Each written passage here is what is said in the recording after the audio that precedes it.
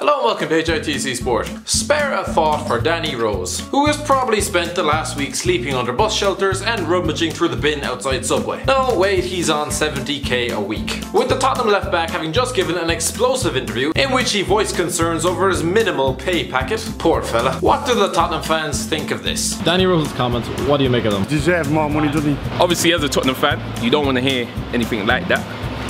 In terms of, negative stuff coming out, but in the same breath, everything that he was saying is true. I don't agree with how he come out of it, but I agree with what he said. Everything that he's saying was true. I think 2017, Daniel Levy, the board, they need to get with the times. They need to pay more than what they're paying. In football terms, they're not paying enough. There's a lot of players I think at Spurs are not on what they are worth, and if it stays like that, unfortunately, if we don't win anything this season, they could be off next season. Danny Rose, his mates, Carl Walker, he's probably on about 150k a week now, 120k a week.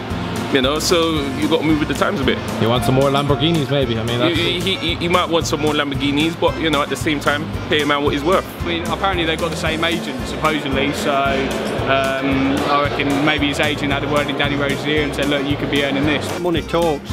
I just really don't understand football, because for me, Spurs are run how football should be run, and they're getting slated in papers for it. I just don't understand it at all. They're the best run club in the league. We make money, we don't waste money, and they get slated for it. I just don't understand it. Seeing he's been injured for 6 months and he's been paid money, I think they're a bit ill-timed, in all fairness. It's terrible timing, isn't it? He's got a point. It's just so unprofessional. It's something you'd expect to hear from Adebayor. Are you worried that he might leave you in a couple of months, maybe? No, we've got Ben Davies. He didn't play for 7 months last year.